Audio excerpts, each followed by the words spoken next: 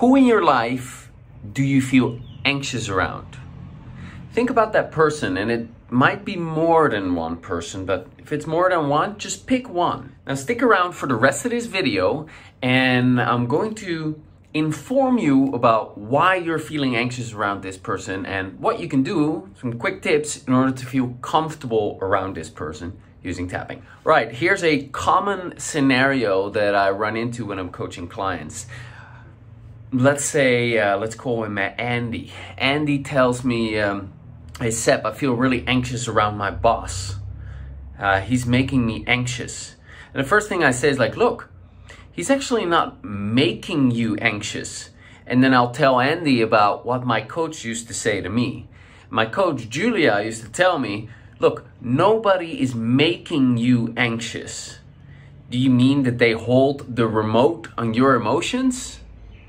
No, you are reacting to someone else, but other people are not in control of how you feel. So nobody makes you anxious, right? So rather than going in my own preacher chair, I just tell what my coach used to say to me way back when. And that really helped empower me because it helped me realize, wow, the power is actually inside of me. I have these emotional reactions to what I'm perceiving this other person to be or not to be, or who this person is reminding me of. My system is responding to that, and that's within me, and I have control over that. So back to Andy. Andy tells me, well, you know, I feel anxious around my boss. So I reframe it and help him see, hey, this is within you, so this is something you can do. This is something that you can do something about. And then I might say, okay, let's tap on this.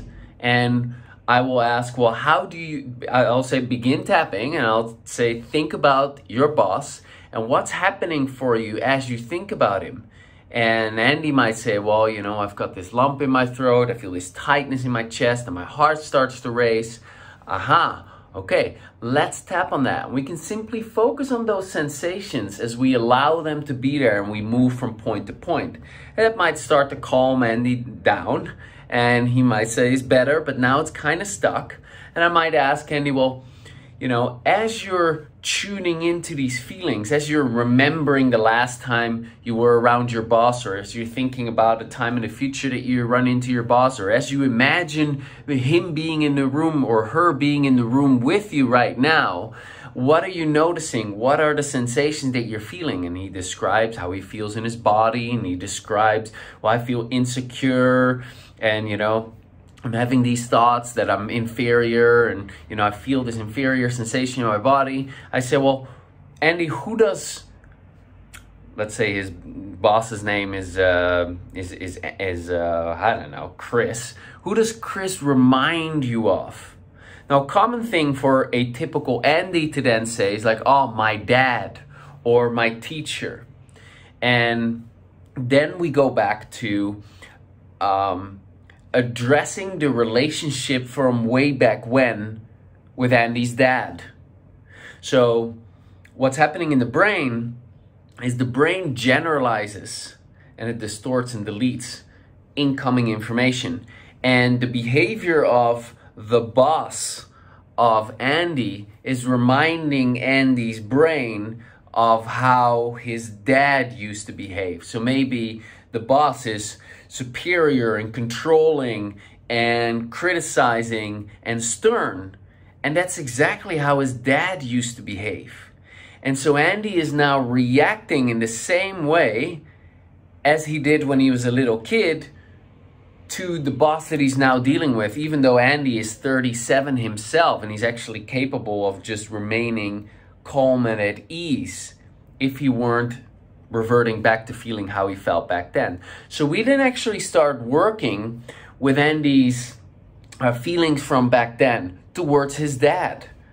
So how he felt back then, we might address particular memories. There are different ways of addressing that, but we neutralize those reactions that Andy had when he was 6 or when he was 8 or when he was 10 to his dad, to that behavior of his dad being stern, his dad being critical, his dad being controlling, his dad being superior. That might have made Andy feel inferior and embarrassed and ashamed and nervous around his dad. Lots of people are afraid of their parents. If their parents were very critical and judgmental and demanding and had high expectations. And so we clear the feelings from back then for him. And then when Andy thinks of his dad, how do you feel now? Oh, I don't feel that way anymore. I feel calm now when I think of my dad. Whereas the first time I asked that, how do you feel when you think about your dad? They have that anxiety and fear come up. So when that is neutralized, they say, okay, Andy, now think of your boss. How does it feel when you think of Chris, your boss now? And Andy might say, actually, I feel surprisingly calm. Great, then we're done. Go test it out in the real world and see if Chris still triggers you. If Chris still triggers you, we got a bit more work to do, but we chip away at it. If we neutralize the reactions of Andy to his dad, and I have him tune into Chris, and he says, well, I feel better, but I still feel a bit uncomfortable, I might ask some additional questions, like, well, how should you behave around Chris? How should you not behave around Chris? What are some expectations that you have of him, or how do you believe that he thinks you should behave around him? And that will bring up Andy's belief system. And his belief system can also lead to anxiety and rigidity. If he thinks he needs to be perfect, can't make any mistakes, guess what? That's going to make you feel more anxious. And so we can address that. And then eventually we get Andy to a place where I'm like, all right, think about your boss, Chris, Andy. How do you feel now? Yeah, I feel calm. I feel equal. I feel neutral. I feel at ease. Great. And then the problem is gone. Then the problem is resolved. I mean, he still needs to test it out in the real world. And we might have missed 1 or 2 triggers.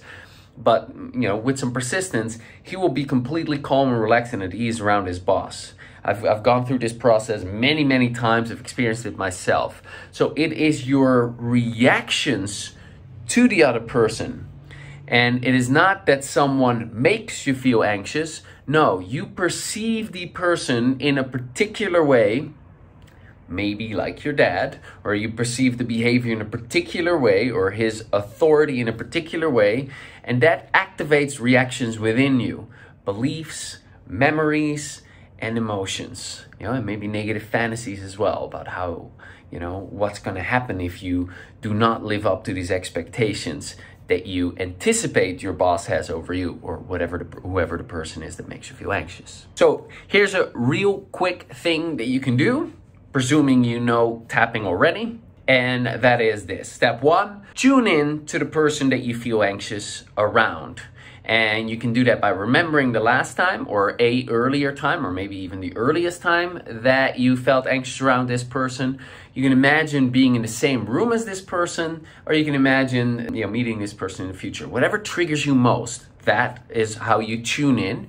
And then step 2, as you're tuned in, you're experiencing the negative emotions. You might notice them in your body, or you might just be aware of how you're feeling uncomfortable. And that might be very obvious and strong for some people, or it might just be little, tiny discomfort.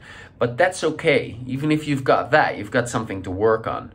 Then you can simply tap on the emotions that you're aware of, and that can already bring you significant relief. Or you might ask yourself, as you're tuned into the emotions, who does this person remind me of?